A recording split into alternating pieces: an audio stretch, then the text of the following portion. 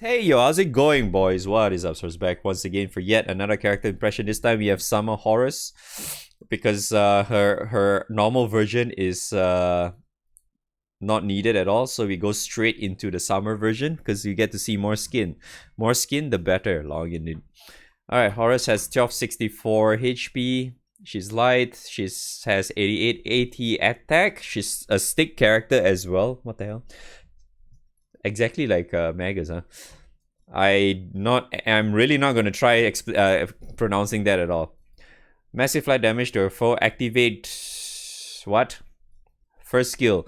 When Eye of Wedged is in effect, activates twice. Wow, sugoi. First skill is light damage to a foe. Hit to attack, defense, stackable. 2 random debuffs. When Eye of the thing is granted, activates twice.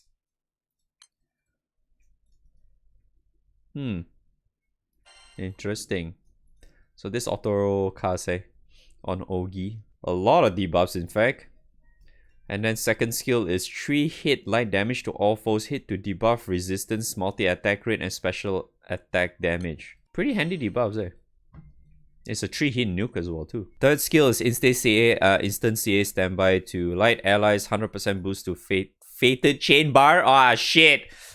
V2 gaming, dude. Can only be used when the Eye of Wedget is in effect.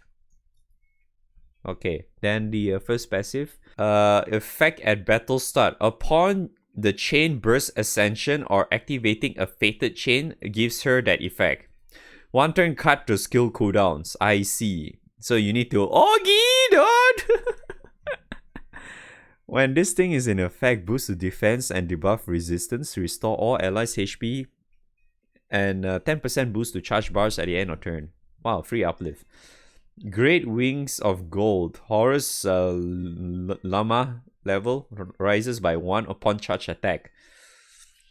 Boost to CA specs, amplify chain burst damage and fated chain damage. At level 10 special CA damage cap. Wow. Really? Oh my goodness, all the Ogi, man. What is this? Why is there so much Ogi in this banner? Okay, so the nuke base cap is 460,000. Base cap is around 460,000. The attack defense is 10% stackable up to 40%. And then the rest should be self-explanatory, I guess. Yeah, you guys should know what all this means already, right? If not, just check wiki for that. I don't think I'm going to explain that. But this one though, this two is 25% though. Yeah, this two is 25%. 25% attack down, this is the 25% defend down. The 3 hit is 510,000 base cap per hit. But it's 12 turns, so it kind of makes sense, but you can kind of reduce it, but you need to 4 chain every time. Debuff resistance is 20%. Yeah, 20%. This is 100%. Special attack damage, full special attack damage is 20% as well. The success rate for all this is around 200%. And then the third skill is, I don't know how to explain that, right? It's quite self-explanatory for that one. So this one, blah, blah, blah. Defense is, she gets 50% defense. And then debuff resistance is... Oh, so she has immune debuff. Okay, she's immune to debuffs. The heal is 1000 at the end of the turn. Okay, this one is 10% charge bar. Yep, this is basically uplift in a way, right? And then the second one, CA specs is 10% damage and 5% cap, CA cap per stack. So it caps out at 100% damage and 50% cap. Amplify for chain burst is 10% per stack until 100%. Yeah, both of this is actually the same. The amplify chain burst and fated chain damage is the same. Both of them are 10% and 100% cap. And then this one is not mentioned as well. First things first, I don't think you can go wrong using her for full auto stuff. Just because she's basically like a much better version of what's her name? Lily Christmas. I think that was the one. Because Lily Christmas, if I recall correctly, kinda does that as well. Let me go and check. Where is the thing? Yeah, there. So she kinda does that as well. So she also gives, as you can see, she also gives charge bar. but she auto-casts her first skill, which is also extra meter, heals, and shit. I would definitely say Horus is definitely a better version of her. Because Lily kind of shares very similar mechanic as Horus from what I noticed. But at least for Horus's case, because you're also reducing her cooldown. In other words, you can also recast this every now and then, I guess. Just because that these debuffs are quite, I would say, quite strong. Just because that you're forcing the target to single attack. Unless whatever the target you're going up against has some form of guaranteed multi-attack / triple attack or whatever. If the boss doesn't have that, this is pretty much making the boss, whatever boss, to single attack. Because this is both 100%. And that is very strong. So it should be either really good in Guild War or not good for Guild War. Because Guild War nowadays tends to have the annoying so-called buffs on themselves. They have like a special stack of themselves, which kind of force the boss to like multi-attack and shit. So maybe it might not be good for that one. But at least this debuff has this, right? This one helps out a lot, because at least having this up all the time, it will make the what do you call that? The triggers of the bosses every time you go to, like, I think usually it goes like 80, 60, 50, 20, 35, I don't know, then whatever, how many triggers are there for like the Nightmare 200 bosses or whatever. This thing, right? This thing can be very, very significant, which I don't think this will whiff at all. A lot of times this kind of debuff shouldn't whiff, like for this one, shouldn't whiff, but don't take my word for it though. This will help you in a way where, especially, I do not know if you have Geisenborger or not, because I feel like Geisenborger is like always a must-have for light, especially if you want a full auto. Just because that whenever you have him up in the backline, you won't get deleted. If you do not know who Geisenborger is the invoker for light characters. So Geisenborger has a passive. If you put him in the backline, he will cap all of your allies' damage, incoming damage, by 10 to 10,000. This is a must-have, and also because most of the time you always want to go and get evokers done regardless, just because the summon themselves gives you the amplify damage, so you want to get this guy eventually anyway, just because as like your sheer, technically like your progression kind of thing. So when you get him, it's really, really good for your Guild War progress or whatnot, just because he caps incoming damage, and not to mention it will be reduced even further with the help of Horus's debuff as well, because that thing actually matters quite a bit thanks to that. Yeah, because it caps already at 10,000, right? You're reducing it further with this. So it becomes very, very potent in a way. So instead of maybe 10,000, you're getting like, I don't know, 7,000 damage incoming or something on your nukes, whatever. So it's really, really helpful. This debuff is actually really good. And not to mention, because she also has this thing, it also means that if you have any form of other really good debuffs from your other characters, be say like I don't know, if you have like Christmas chicken or something, for example, yeah, those things will always land no matter what. Just having this there is very, very helpful. Okay, so yeah, the other thing, and not to mention, is she's an Ogi character, right? And she has quite a bit of battery herself as well, because of this thing.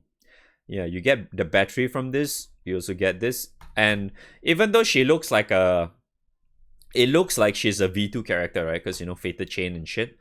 But thankfully, Cygames decided to add, as long as you get 4 chain, you do not need to do that. Thank God for that. Holy shit. Okay. So the good thing as well is that you do not have to rely on needing her to only be in V2 for her to work. At least V1, it'll still work no matter what. It's just only that if you have her in V2, she can be a little bit better, just because that she can insta proc Fated Chain, right? As long as you use this or whatever, right? As long as she has that stupid thing up, this thing up, because it says here, right, can only be used when you have that. In V2, you can insta 100% your Fated Chain bar. That's the only really good thing about her. So in other words, if you have characters that really abuses the Fated Chain bar, the Mao Luo, like for example, even though his Fated Chain success, but I'm just gonna make a simple example. Yeah, for that, then you can actually make that work, right? Or, you know, say for example, like if you're going against bosses that has like say like one of the omens, the trigger omens are using Fated Chain, you can just press this and pretty much it's done, right? Because you can insta proc it. So yeah, stuff like this helps out a lot in that regard, but at least it's not really needed in a way, just because that this just basically give you battery, right? This is a form of battery in a way, even though this is 16 turns cooldown, but yeah, who cares, right? You can slowly reduce that eventually as long as you 4-chain every time, which I think light is actually possible to do that in a way, as in like getting almost like 4-chain every single turn. Wait, no, they can, yeah, light can do that. Light can actually get 4-chain easily every single turn with what we have right now. Yeah, so it's really, really handy because because at first I read this earlier, I thought this only gives to herself, but like this is for the entire party. So in other words, if you have any form of just not just her alone, okay? Because you know she can auto she has basically CA reactivation, right, in a way, because of her passive thingy. But if you have any form of other characters that has any form of CA reactivation, that's even better too, because you don't really have to be in a position where, okay, I need to get everyone to Ogi at a time. No, you do not have to do that, because you need only 4-chain, remember? This Ascension thing is 4-chain. So because she alone is basically like 2-chain already, right? Because she has CA reactivation by herself whenever you have this thing up. If you have another character that CA reactivation, right? It just means you just need her and another character to Ogi that, and you have 4-chain already. You know, that's basically how it is. That's why it's very, very simple nowadays, because you know Kango is like right, that's the thing, right? So getting 4-chain with her is not that hard at all. And not to mention she also has this consistently being boosted, and also because it's good to consistently just go for like Ogi tech with her anyway, just because that even though we don't really know the numbers, I would assume, because we don't really know the numbers for the special cap. For those also not familiar with this special CA cap, what essentially this means is that this allows you the player, to go over the hard cap of your CA damage. Because if I recall correctly, the the hard cap of CA is usually like 6.6 million ish. Yeah, it's around there. Yeah, around there. This is excluding like the supplemental, okay? This is only if you have like Ogi cap, CA cap or whatever shit. It kind of goes up to only like 6.6 mil ish, right? Special cap allows you to go higher. It's like the same as what you call Grand Kek. Grand Kek has that as well. So Grand Kek also has that. Her first skill. Yeah, as you can see, she has that too. Special CA cap. I forgot how much is hers. I think hers is like 30%, right? Let me double check. Yeah, her Kek's special CA cap is 30%. So I'm maybe assuming it's probably going to be similar as hers as well, because it seems to be like a standard, right? So I'm assuming it might be the same, but either way, I think it's still going to be good regardless, because I don't think this is really hard to get. You just need to Ogi a lot. And because she Ogis twice, technically she gets basically 2 every time you have the thing up. Getting 10 stacks shouldn't be too hard. Whenever you want to use her, you have to use her in Ogi, I guess. Technically speaking, you don't really have to like have other characters in your lineup to really fully make use of her, just because that she wants you to be in an Ogi oriented setup, right? But she alone is already quite a battery itself, but if you add in like Kango MC, it probably is going to be a lot better anyway.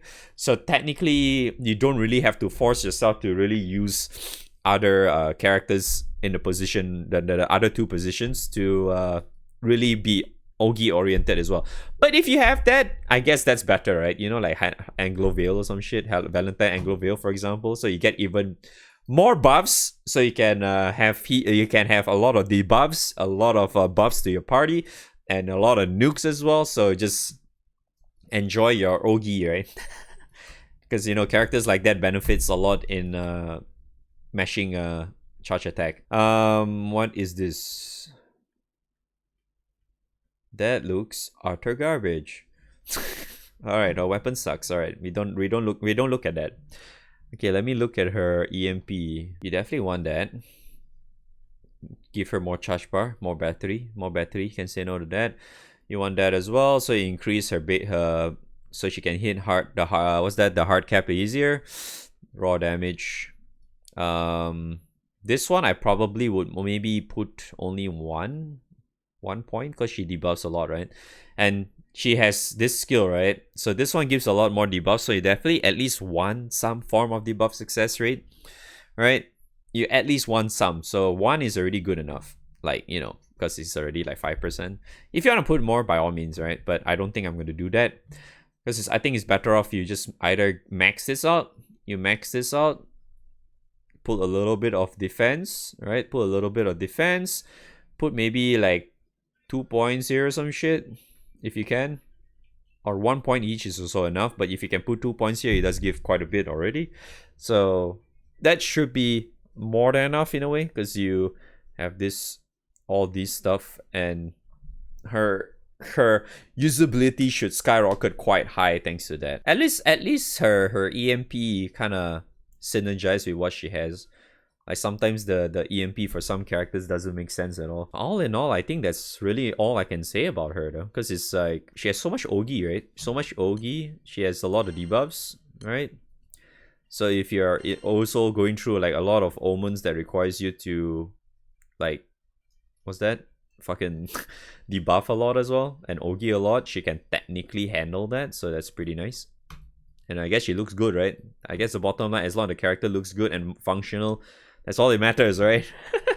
It's a big win-win for anyone that has like a really good looking character and the characters is at least not garbage. Alright, thanks for watching.